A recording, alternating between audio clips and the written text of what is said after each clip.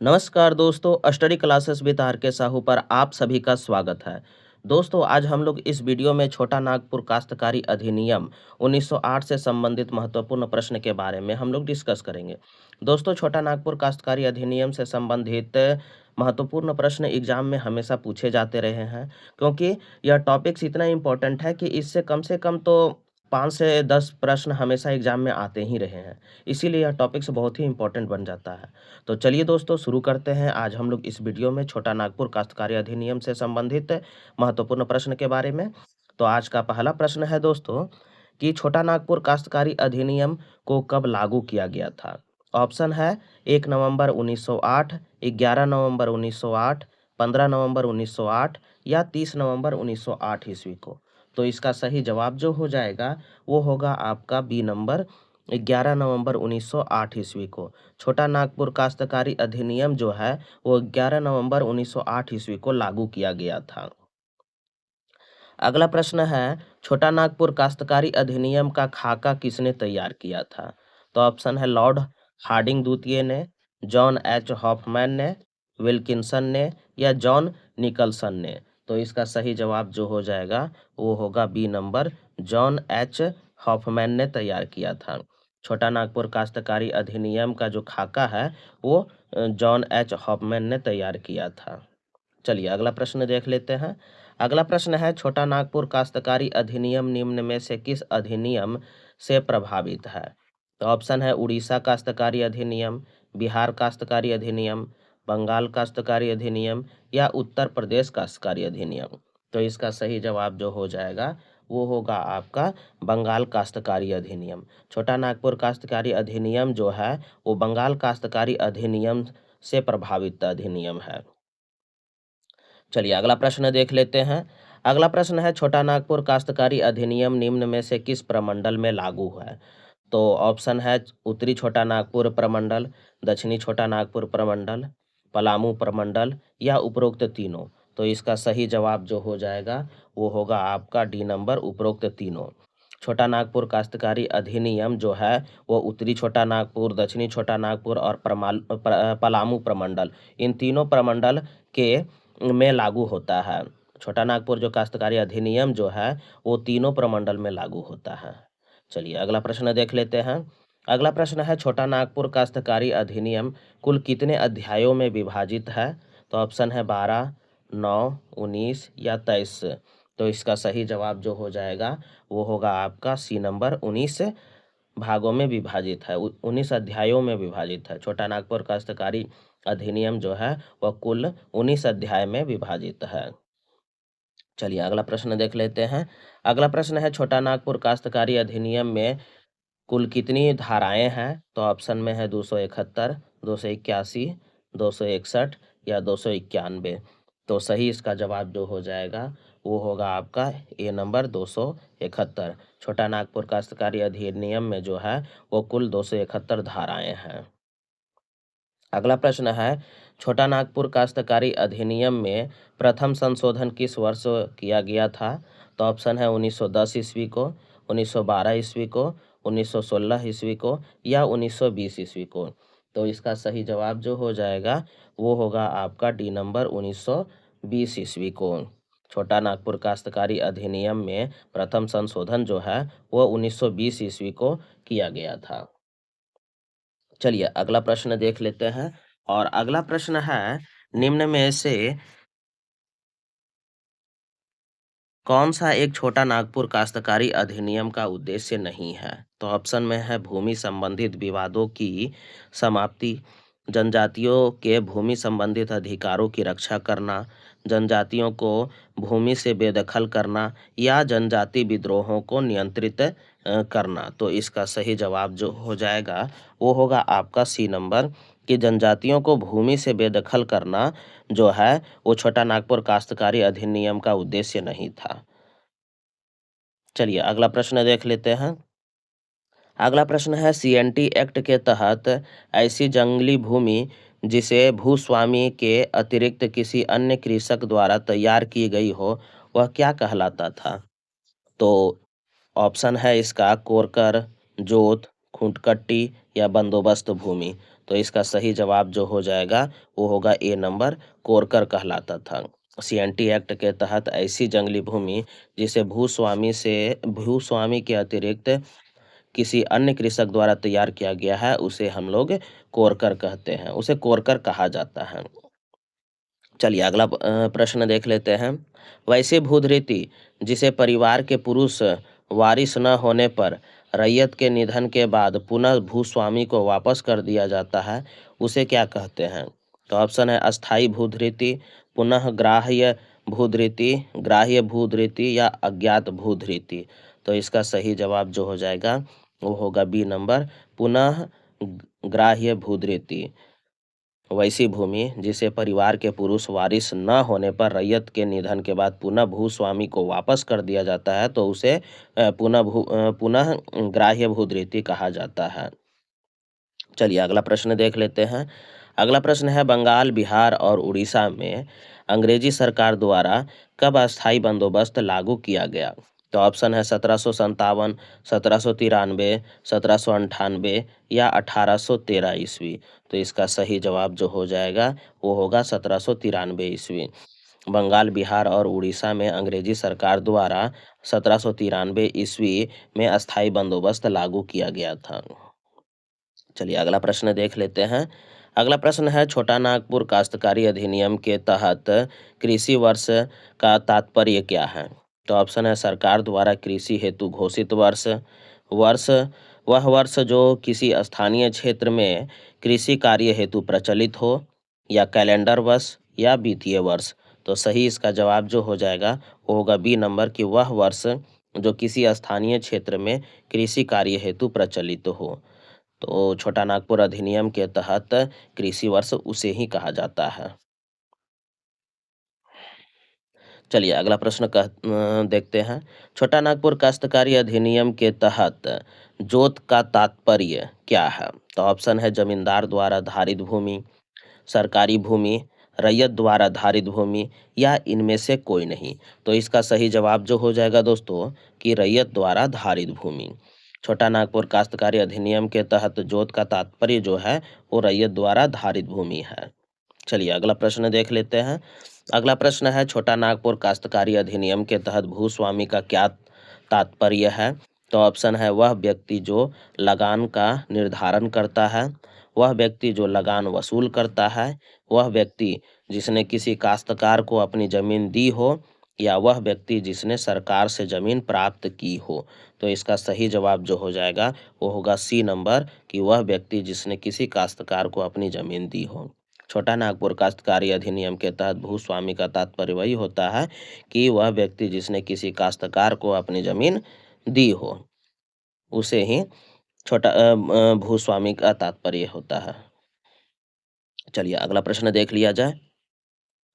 अगला प्रश्न है, छोटा नागपुर काश्तकारी अधिनियम के तहत काश्तकार का क्या तात्पर्य है? तो ऑप्शन है वह व्यक्ति जिसने सरकार से जमीन प्राप्त की हो, वह व्यक्ति जो किसी अन्य व्यक्ति के अधीन भूमि धारण करता हो तथा उसका लगान चुकाता हो, वह व्यक्ति जिसने किसी दूसरे व्यक्ति को अपनी जमीन दी हो तथा उससे लगान वसूलता हो, या इनमें से कोई नहीं। तो इसका सही जवाब जो हो जाएगा वो होगा आपका बी नंबर कि वह व्यक्ति जो किसी अन्य व्यक्ति के अधीन भूमि धारण करता हो तथा उसका लगान चुकाता हो। छोटा नागपुर काश्तकारी अधिनियम के तहत काश्तकार का तात्पर्य यही है कि वह व्यक्ति जो किसी अन्य व्यक्ति के अधीन भूमि धारण करता हो तथा उसका लगान चुकाता हो। चलिए अगला प्रश्न देख लेते हैं। अगला प्रश्न है, छोटा नागपुर काश्तकारी अधिनियम के तहत लगान का क्या तात्पर्य है? तो ऑप्शन है जमींदार द्वारा सरकार को भूमि के उपभोग के लिए दिया गया प्रतिफल, रैयत द्वारा भूमि के उपभोग के बदले सरकार को दिया गया प्रतिफल, रैयत द्वारा भूमि के उपभोग के बदले अपने भूस्वामी को दिया गया प्रतिफल, या जमींदार द्वारा भूमि के उपभोग के बदले रैयत को दिया गया प्रतिफल।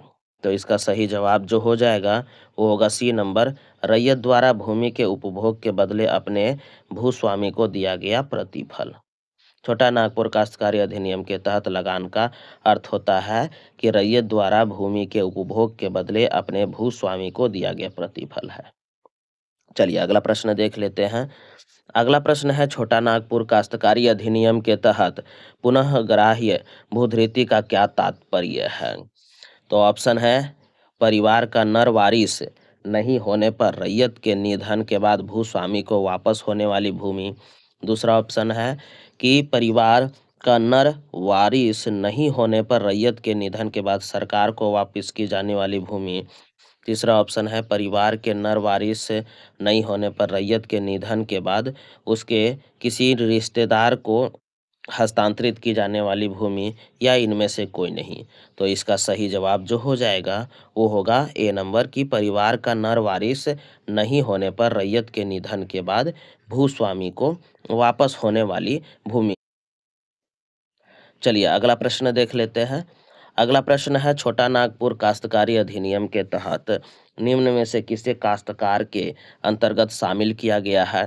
तो ऑप्शन है, भूधारक, रैयत, मुंडारी खूंट कट्टीदार, या उपरोक्त सभी। तो इसका सही जवाब जो हो जाएगा वो डी नंबर, उपरोक्त सभी। छोटा नागपुर काश्तकारी अधिनियम के तहत जो है वो भूधारक, रैयत, मुंडारी खूंट कट्टीदार, इन सभी को काश्तकार के अंतर्गत शामिल किया जाता है। चलिए अगला प्रश्न है, छोटा नागपुर काश्तकारी अधिनियम के तहत भूधारक का तात्पर्य क्या है? तो ऑप्शन में है, वह व्यक्ति जो लगान का निर्धारण करता है, वह व्यक्ति जिसने किसी दूसरे व्यक्ति की जमीन धारण की हो तथा उसका लगान चुकाता हो, वह व्यक्ति जिसे सरकार ने भूमि प्रदान की हो, या इनमें से कोई नहीं। तो इसका सही जवाब जो हो जाएगा वो होगा बी नंबर, की वह व्यक्ति जिसने किसी दूसरे व्यक्ति की जमीन धारण की हो तथा उसका लगान चुकाता हो। भूधारक का वही तात्पर्य है। चलिए अगला प्रश्न देख लिया जाए। अगला प्रश्न है, निम्न में से कौन एक रैयत का प्रकार नहीं है? तो ऑप्शन है, अधिभागी रैयत, भोगी रैयत, खूंट कट्टी अधिकार प्राप्त रैयत, या तीनों रैयत के प्रकार। तो सही जवाब जो होगा इसका वो होगा डी नंबर, तीनों रैयतों के प्रकार। इसमें बोल रहा है कि कौन सा एक रैयत का प्रकार नहीं है, तो यहाँ पे इसका सही जवाब जो हो जाएगा वो डी नंबर, की तीनों रैयत के प्रकार हैं। चलिए अगला प्रश्न है कि वह व्यक्ति जो किसी व्यक्ति की जमीन खेती कार्य हेतु धारण करता है तथा उसका लगान चुकाता है, उसे सीएनटी एक्ट के तहत क्या कहा जाएगा? तो ऑप्शन है, रैयत, खूंट कट्टीदार रैयत, भूधारक, या भूस्वामी कहा जाएगा। तो इसका सही जवाब जो हो जाएगा वो सी नंबर, भूधारक कहा जाएगा। वैसा व्यक्ति जो किसी व्यक्ति की जमीन खेती कार्य हेतु लेता है तथा उसका लगान चुकाता है, उसे सीएनटी एक्ट के तहत भूधारक कहा जाता है। अगला प्रश्न है, वह मुंडारी जिसने जंगली भूमि के किसी हिस्से को जोत में लाने हेतु भूमि का अधिकार अर्जित किया हो, उसे सीएनटी एक्ट के तहत क्या कहा जाता है? तो ऑप्शन है, काश्तकार, दर रैयत, भूधारक, या मुंडारी खूंट कट्टीदार कहा जाता है। तो इसका सही जवाब जो हो जाएगा वो होगा डी नंबर, मुंडारी खूंट कट्टीदार कहा जाता है। वैसा व्यक्ति, वैसा मुंडारी जिसने जंगली भूमि के किसी हिस्से को जोत में लाने हेतु भूमि का अधिकार अर्जित किया हो, उसे सीएनटी एक्ट के तहत मुंडारी खूंट कट्टीदार कहा जाता है। अगला प्रश्न है, छोटा नागपुर काश्तकारी अधिनियम के तहत डिक्री का क्या तात्पर्य है? तो ऑप्शन है, सिविल न्यायालय का आदेश, आयुक्त का आदेश, उपायुक्त का आदेश, या राजस्व अधिकारी का आदेश। तो सही इसका जवाब जो हो जाएगा वो होगा ए नंबर, सिविल न्यायालय का आदेश। छोटा नागपुर काश्तकारी अधिनियम के तहत डिग्री का तात्पर्य है कि सिविल न्यायालय का आदेश। अगला प्रश्न है, छोटा नागपुर भूधृति अधिनियम 1869 के तहत तैयार रजिस्टर में शामिल भूमि को कितने वर्षों तक धारण करने पर भूमिहर को अस्थायी बंदोबस्त समझा जाएगा? तो ऑप्शन है, 4 वर्ष, 8 वर्ष, 12 वर्ष, या 16 वर्ष। तो इसका सही जवाब जो हो जाएगा वो होगा 12 वर्ष। छोटा नागपुर भूधृति अधिनियम 1869 के तहत तैयार रजिस्टर में शामिल भूमि को 12 वर्ष तक धारण करने पर भूमिहरी को अस्थायी बंदोबस्त समझा जाएगा। चलिए अगला प्रश्न देख लेते हैं कि छोटा नागपुर काश्तकारी अधिनियम की किस धारा के तहत भूधारक या ग्रामीण भूमि के लगान में वृद्धि का प्रावधान किया गया है। तो ऑप्शन है धारा 7, धारा 9 का क, धारा 22 या धारा 25। तो सही इसका जवाब जो हो जाएगा वो होगा बी नंबर, धारा 9 का क। छोटा नागपुर काश्तकारी अधिनियम की धारा 9 का क के तहत भूधारक या ग्राम मुखिया के लगान में वृद्धि का प्रावधान किया गया है। चलिए अगला प्रश्न देख लेते हैं। अगला प्रश्न है छोटा नागपुर काश्तकारी अधिनियम की किस धारा में बंदोबस्त रैयत को परिभाषित किया गया है। तो ऑप्शन है धारा 12, 17, 21 और 27। तो सही इसका जवाब जो हो जाएगा वो होगा बी नंबर, धारा 17।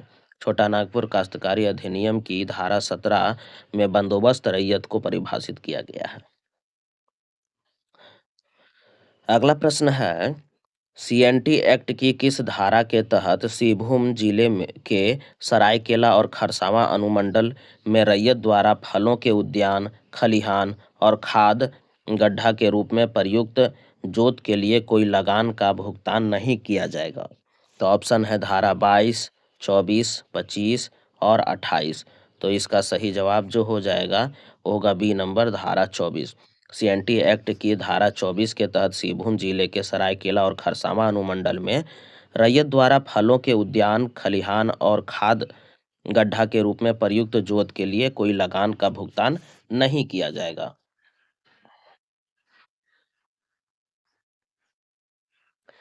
अगला प्रश्न है छोटा नागपुर काश्तकारी अधिनियम की किस धारा में रैयत की जोत से बेदखली के संबंध में प्रावधान किया गया है। तो ऑप्शन है धारा 22, धारा 25, धारा 27 और धारा 30। तो इसका सही जवाब जो हो जाएगा वो होगा ए नंबर, धारा 22। छोटा नागपुर काश्तकारी अधिनियम की धारा 22 में रैयत की जोत से बेदखली के संबंध में प्रावधान किया गया है। चलिए अगला प्रश्न देख लेते हैं। सीएनटी एक्ट की किस धारा में रैयत के जोत के लगान में कमी के संबंध में प्रावधान किया गया है। तो ऑप्शन है धारा 27, धारा 33 का क, धारा 37 और धारा 45। तो इसका सही जवाब जो हो जाएगा वो होगा बी नंबर, धारा 33 का क। सीएनटी एक्ट की धारा 33 के क में रैयत के जोत के लगान में कमी के संबंध में प्रावधान किया गया है। चलिए अगला प्रश्न देख लेते हैं। अगला प्रश्न है छोटा नागपुर काश्तकारी अधिनियम 1908 की धारा 37 के तहत किस खूंटेदार अधिकार प्राप्त रैयत कितने वर्षों से अधिक की काश्तकारी सृजित की गई हो तो भूमि का लगान नहीं बढ़ाया जाएगा। तो ऑप्शन है 10 वर्ष, 15 वर्ष, 20 वर्ष या 25 वर्ष। तो सही इसका जवाब जो हो जाएगा वो होगा सी नंबर, 20 वर्ष। छोटा नागपुर काश्तकारी अधिनियम 1908 की धारा 37 के तहत किसी भी खूटकट्टी अधिकार प्राप्त रैयत 20 वर्षों से अधिक की काश्तकारी सृजित की गई है तो भूमि का लगान नहीं बढ़ाया जाएगा। चलिए अगला प्रश्न देख लेते हैं।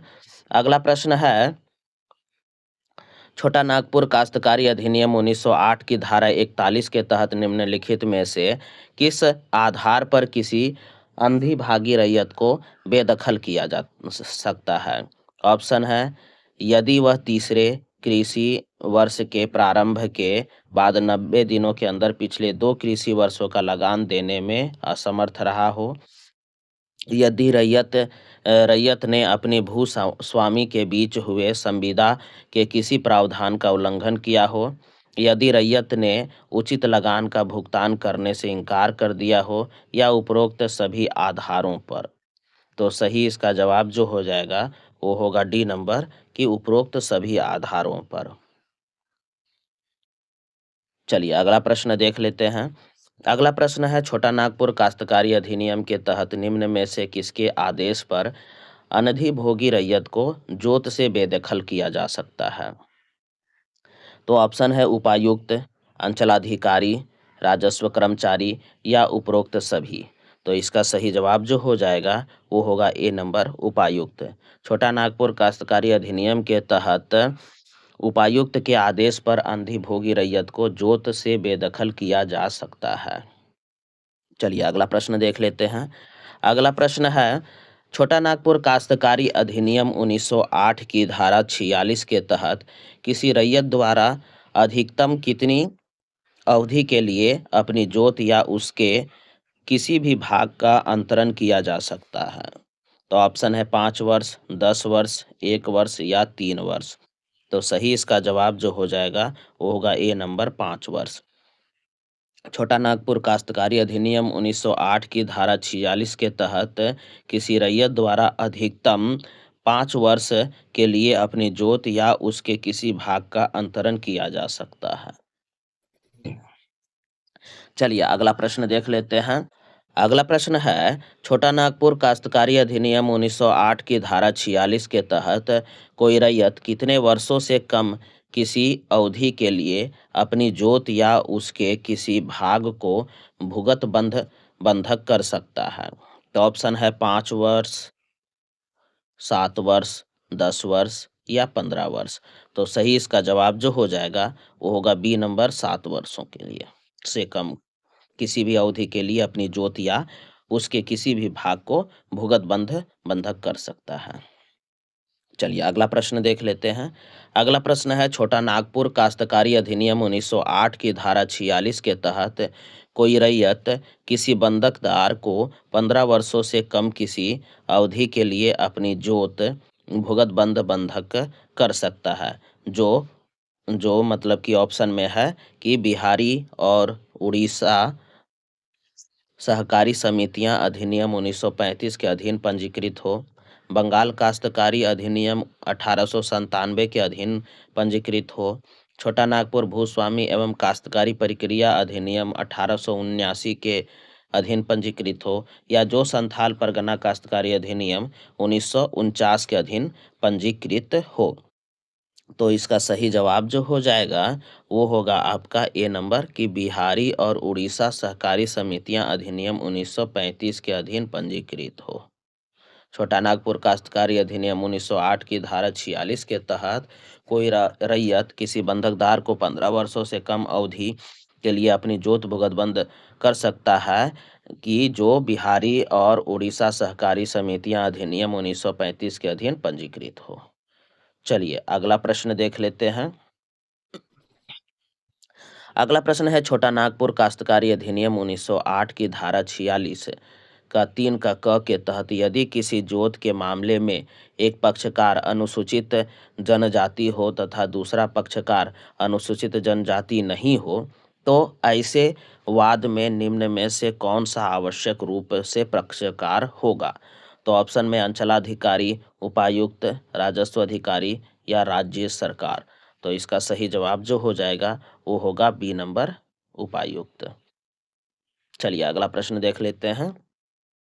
छोटा नागपुर काश्तकारी अधिनियम 1908 की धारा कितने के तहत किसी न्यायालय द्वारा किसी रैयत के जोत के विक्रय हेतु कोई आदेश पारित नहीं किया जाएगा? तो ऑप्शन ए है 48, बी है ऑप्शन है 45, 47 या 49।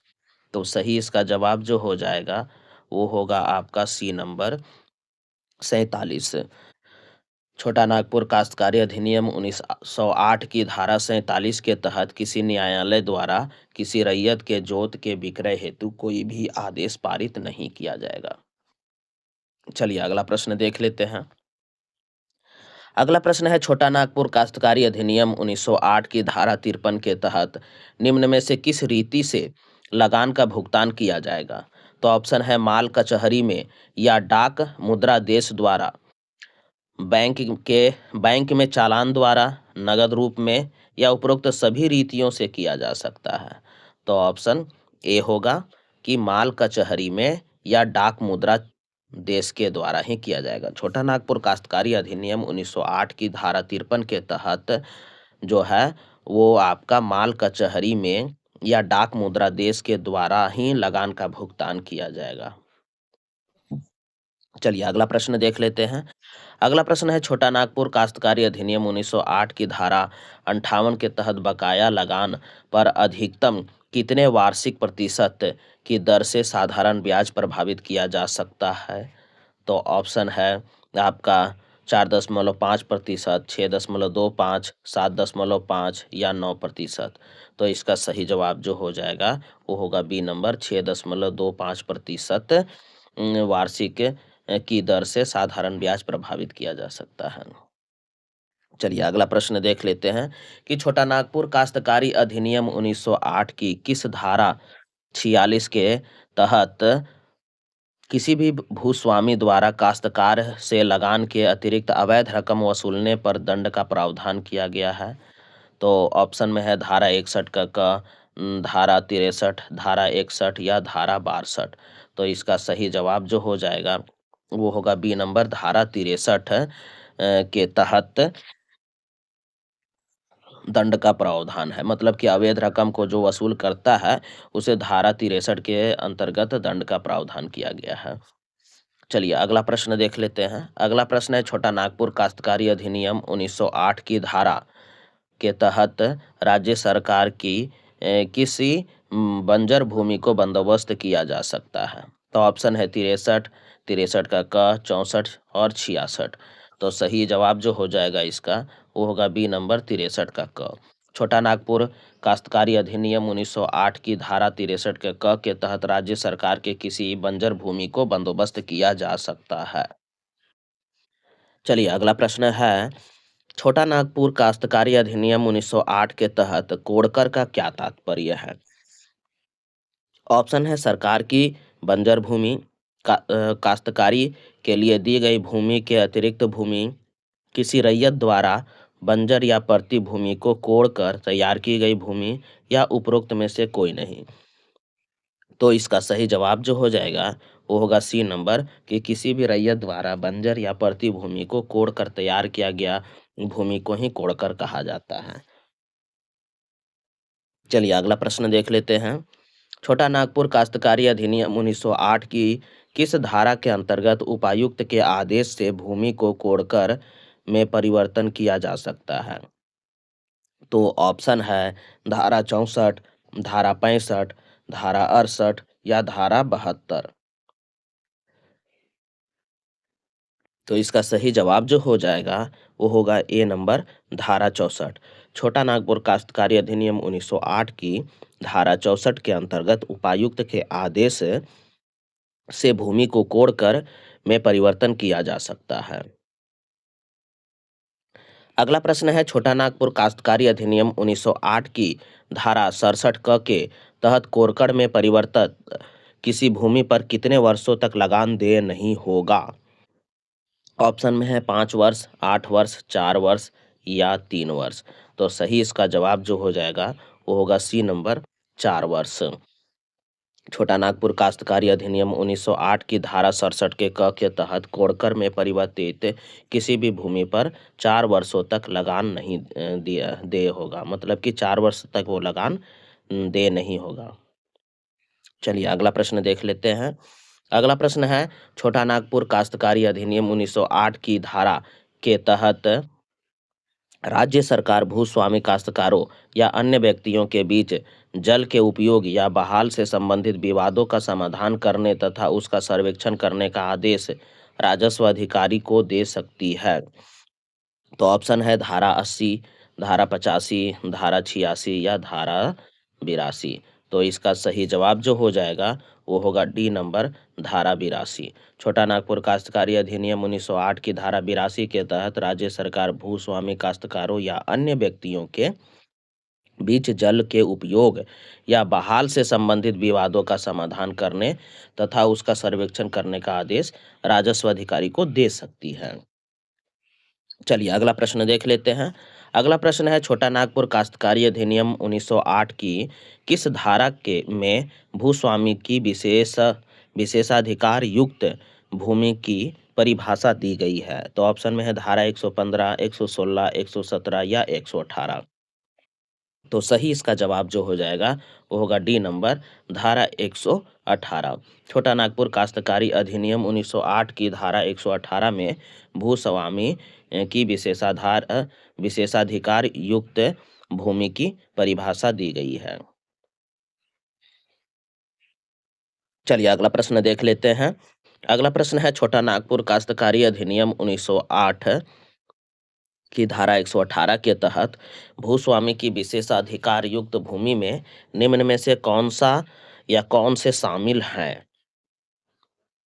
तो ऑप्शन में है कि जिसे भूस्वामी अपने उपकरणों से या अपने सेवकों द्वारा जोतता हो, जो किसी अभिधारी द्वारा 1 वर्ष से अधिक अवधि के पट्टे पर अथवा 1 वर्ष या उससे कम अवधि के लिखित या मौखिक पट्टे पर धारित हो।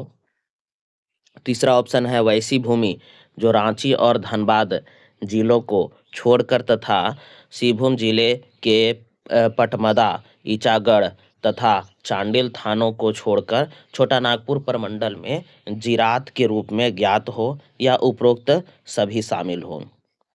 तो सही इसका जवाब जो हो जाएगा वो डी नंबर, उपरोक्त सभी शामिल है।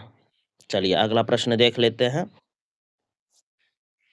अगला प्रश्न है छोटा नागपुर काश्तकारी अधिनियम 1908 की धारा के तहत मुंडारी खुंटकट्टीदारी काश्तकारी के अंतरण को प्रतिबंधित किया गया है।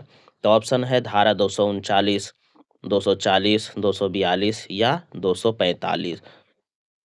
तो इसका सही जवाब जो हो जाएगा वो होगा धारा 240।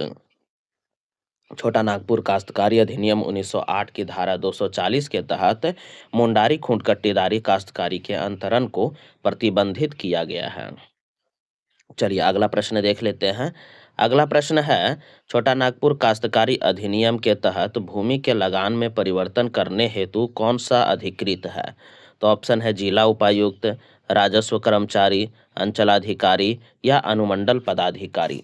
तो इसका सही जवाब जो हो जाएगा वो होगा ए नंबर, जिला उपायुक्त।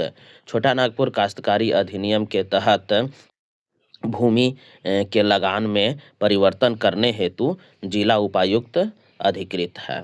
चलिए अगला प्रश्न देख लिया जाए। अगला प्रश्न है छोटा नागपुर काश्तकारी अधिनियम के अंतर्गत लगान का भुगतान ऑप्शन कृषि वर्ष के अंत में किया जाता है, कृषि वर्ष की तिमाही के अंतिम दिन किया जाता है, कृषि वर्ष के 6 माह के अंत में किया जाता है या मासिक आधार पर किया जाता है।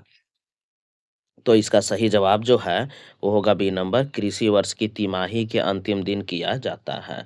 छोटा नागपुर काश्तकारी अधिनियम के अंतर्गत जो लगान होता है वो कृषि वर्ष की तिमाही के अंतिम दिन किया जाता है। चलिए अगला प्रश्न देख लेते हैं। अगला प्रश्न है छोटा नागपुर काश्तकारी अधिनियम के तहत आयुक्त के कोर्ट के निर्णयों के विरुद्ध कहाँ अपील किया जा सकता है? तो ऑप्शन है जिला न्यायालय, उच्च न्यायालय, सर्वोच्च न्यायालय या सिविल न्यायालय। तो इसका सही जवाब जो हो जाएगा वो होगा बी नंबर, उच्च न्यायालय। छोटा नागपुर काश्तकारी अधिनियम के तहत आयुक्त के कोर्ट के निर्णयों के विरुद्ध उच्च न्यायालय में अपील की जा सकती है। चलिए अगला प्रश्न देख लेते हैं। अगला प्रश्न है छोटा नागपुर काश्तकारी अधिनियम के प्रावधानों के अनुसार बंजर भूमि की बंदोबस्ती किस प्रकार की जा सकती है? तो ऑप्शन है राज्य सरकार के आदेश पर, उपायुक्त द्वारा जारी आदेश पर, बंदोबस्त पट्टे द्वारा या राजस्व अधिकारी के आदेश पर। तो इसका सही जवाब जो हो जाएगा वो होगा सी नंबर, बंदोबस्त पट्टे द्वारा। छोटा नागपुर काश्तकारी अधिनियम के प्रावधानों के अनुसार बंजर भूमि की बंदोबस्ती जो है वो बंदोबस्त पट्टे द्वारा की जा सकती है। चलिए अगला प्रश्न देख लेते हैं। अगला प्रश्न है छोटा नागपुर काश्तकारी अधिनियम की प्रक्रिया के संबंध में निम्न में से कौन सी विधि निर्माण करने हेतु अधिकृत है? तो ऑप्शन है उपायुक्त, आयुक्त, राज्य सरकार या भारत सरकार। तो सही इसका जवाब जो हो जाएगा वो होगा राज्य सरकार। छोटा नागपुर काश्तकारी अधिनियम की प्रक्रिया के संबंध में राज्य सरकार जो है वो विधि निर्माण करने हेतु अधिकृत है। चलिए अगला प्रश्न देख लेते हैं और इस वीडियो का आखिरी प्रश्न देख लेते हैं दोस्तों। छोटा नागपुर काश्तकारी अधिनियम के अनुसार कोरकर भूमि पर कितने वर्षों तक मालगुजारी नहीं लगाई जाती है? तो ऑप्शन है 4 वर्ष, 5 वर्ष, 7 वर्ष या 12 वर्ष। तो इसका सही जवाब जो हो जाएगा वो होगा ए नंबर, 4 वर्ष। कोरकर भूमि पर है जो वो 4 वर्ष तक मालगुजारी नहीं लगाई जाती है। तो दोस्तों, आपको हमारा वीडियो कैसा लगा? अगर आपको हमारा वीडियो पसंद आ रहा है तो इसे लाइक कर दीजिए, शेयर कर दीजिए। साथ ही साथ दोस्तों, अगर आप चैनल में नए हों तो इसे सब्सक्राइब करना मत भूलिएगा दोस्तों। धन्यवाद।